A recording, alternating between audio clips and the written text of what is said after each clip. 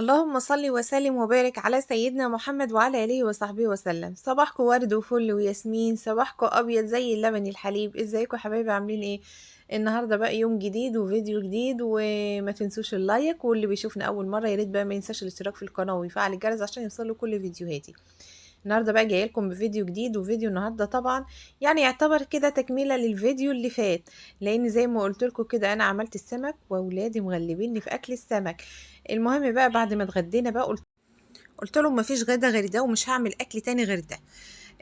حاولت معاهم بشتى الطرق، مفيش فايدة. اللي في دماغهم في دماغهم، نفسهم مش جايباهم للسمك خالص. ليه؟ مش عارفة، مع ان امهم بتموت في السمك، بس مفيش فايدة. اعمل ايه بس؟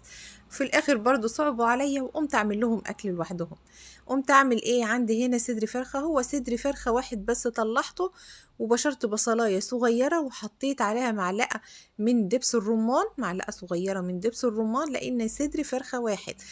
وحطيت بقى معلقة من كل البهارات بتاعتي، بصل بودر، توم بودر، بهارات فراخ 7 بهارات، وحطيت ايه تاني، وشوية زعتر كمان، وحطيت ايه تاني يا شيماء، حطيت ايه تاني يا شيمو، وحطيت كمان معلقة من الكاري، بس كده. وعصرت عليها ليمون زي ما انتوا شايفين كده. وبعدين بقى ايه، هنزل بقى الفراخ بتاعتي واديها تقليبه كده تتبل كده على ما احضر بقيه ايه المكونات بتاعتي. ردينا على التليفون ورجعنا لكم تاني. حطينا بقى ايه صدور الفراخ كده في التلاجة تشرب من التتبيله بتاعتها، وكان عندي بقى ايه الحوض بتاعي عايز يتشطب، فقلنا بقى نشطبه كده واحنا واقفين عشان مطبخنا يفضل رايق كده ومنظم ومرتب حوالينا. غسلنا بقى المواعين كده ووقفنا بقى ايه نشطب الحوض. اظن بقى كلنا كده، مش انا لوحدي يعني. دايما ولادنا معذبيننا على الاكل، دايما نعمل لهم اكل مختلف عن اكلنا. والله العظيم انا ساعات ابقى عامله اكل، وفي ثانيه واحد او واحد فيهم بس يجي يقول لي انا مش واكل الاكل ده، تلاقي نظام الاكل اتغير خالص علشان خاطر واحد بس. ما هو واحد بيسوق المسيره كلها. وهم طبعا الولاد كلهم بيبصوا لبعض، عملت حاجة الواحد التاني عاوز زيها، فاحنا بنريح دماغنا وبنعمل بقى بحيث ايه ان يعني تكفي بقى ايه الولاد كلهم. المهم بقى ايه، قلت بقى انضف المطبخ كده واظبط الدنيا عشان اقعد كده رايقة. ومفيش طبعا روقان، مفيش حد بيرتاح ولا حد بيروق. المطبخ بيفضل شغال لحد ما تنامي، لحد ما تيجي تنامي كده، لحد ما الولاد اصلا يناموا كده، وتحسي كده بارتياح كده وبارتخاء اعصاب كده. وتحسي بقى ان انت ايه بتاخدي كده هدنه كده مع نفسك شويه قبل ما تنامي. لازم الهدنه دي قبل ما تنامي، بعد الولاد ما يناموا كمان بالاخص. خلصنا الحوض بتاعنا اهوت، وهنشطف بقى المواعين. بحط بقى كل حاجه مكانها كده. عندي صينيه حاطه جنبي كده، حاطه فيها بحط فيها المواعين اللي بتطلع، وبعدين اكفيهم على حاجه يتصفوا على فوطه عامه يعني. المهم بقى ايه، مسكت كده الخلاط بتاع الحوض كده، غسلته غسله حلوه كده عشان يفضل بيبرق كده وحلو. كمان الحوض كده من الوقت للتاني عشان يفضل يلمع معايا بحط له شويه خل، شويه كلور معلش، شويه كلور بيخلوا بقى. بص يعني بعد الدعكه دي كده، بعد ما اخلص ادعكه دعكه حلوه كده بنت ناس، وبعدين اقوم جايه ايه حاطه له شويه كلور. حط الكلور بقى وتسيبيه شويه كده، هتلاقيه بيبرق كانه لسه جاي جديد نوفي. المهم بقى ايه، جبت الحله بتاعتي كده اديها شطفه برضو قبل ما احط فيها الميه عشان احطها على النار. هعمل ايه؟ هعمل مكرونه بالوايت صوص.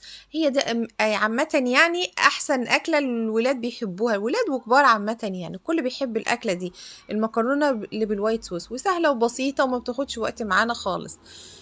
عندي لبن طبعا، بجرب اللبن زي ما انتوا شفتوا كده في اول الفيديو. تلاقوني حطيت في المعلقه شويه لبن كده. بجرب اللبن كده في معلقه، بشوفه رايب ولا حلو يعني. انا لما بجيب اللبن لازم بعمل الخطوه دي، ولازم كلكم تعملوا الخطوه دي، بدل ما تحطوا اللبن كله على النار ويقطع منكم. لا، حطي في معلقه صغيره. عشان تختبريه. ان راب منك شيليه زي ما هو كده تعرفي تعجني بيه. انما لما يقطع منك كده، قبل ما تعجني بيه اي حاجه لازم تضربيه في الخلاط، لازم تضربيه في الخلاط قبل ما تعجني بيه عشان ما يبقاش عامل قطع في العجين مكتلة كده او متفلة كده في العجينة، بيبان في العجين.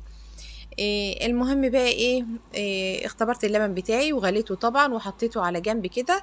وبعدين بقى سلقت المكرونة بتاعتي نص سلقة، نص سلقة مش سلقة كاملة.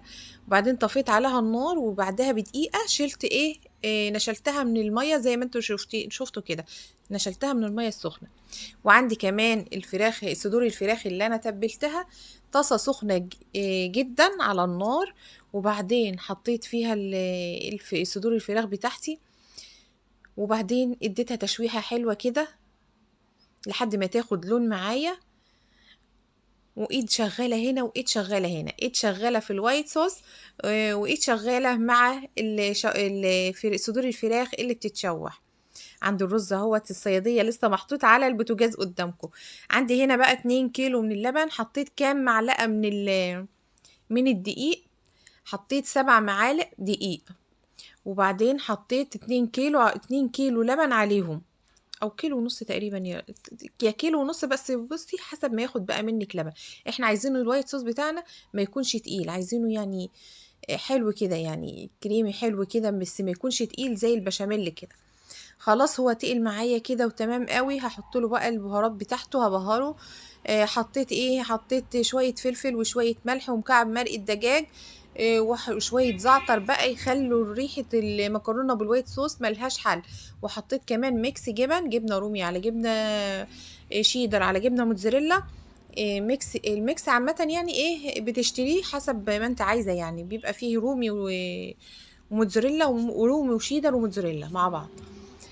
المهم كده خلاص الصوص بتاعي تمام، وصدور الفراخ بتاعتي تمام، وحطيت لها كمان شويه زيتون كده شوحتهم بيها، احطهم برضو في الحشو يبقى حلو برضو الزيتون مع الفراخ كده بيديها طعم جميل قوي. وبعدين بقى حطيت بقى طبقه كده من المكرونه في القالب بتاعي، وبعدين بقى بنزل بالوايت صوص كده عليهم، اشربهم كده واشبعهم كده بالصوص كده. كل الصوص ما يبقى كتير كل ما تحس بطعم المكرونه وبطعم الطاجن اللي انت هتعمليه ملوش حل. اديله برضو طبقة من فوق كده، وممكن نقلب بقى صدور الفراخ مع المكرونة ونحطه بقى كله على بعضه كده، ونحطه في القالب ونزقه في الفرن كده ياخد وش كده، بيبقى جميل بصراحة وطعمه ملوش حل. يعني ممكن تعمليها بكذا طريقة. جبت كمان طاجن صغير اهوت، كان ربنا مبارك لنا ما شاء الله يعني في الوصفة دي، وكانت الصدور الفراخ ما شاء الله كتيرة اهيت. صدر فرخة عمل معايا قارب وطاجن زي ما انتوا شايفين كده، وحاطة كمية حلوة يعني مش مشوية الفراخ في الحشو. نغطي بقى بالوايت صوص كده، زي ما قلت لكم كتروا الصوص في المكرونة هتاخدوا نتيجة هايلة. وبعدين حطيت الطواجن بتاعتي في الفرن، شغلت ربع ساعة من تحت، وبعد كده حطيت جبنة رومي وجبنة موتزاريلا ميكس جبن يعني على الوش. وبعدين شغلت الشواية وطلعت معايا بالشكل ده زي ما انتوا شايفين، شكلها تحفة وشكلها مغري جدا، وكلنا بنحبها وبنموت فيها، كبار وصغار بيحبوا الوصفة دي.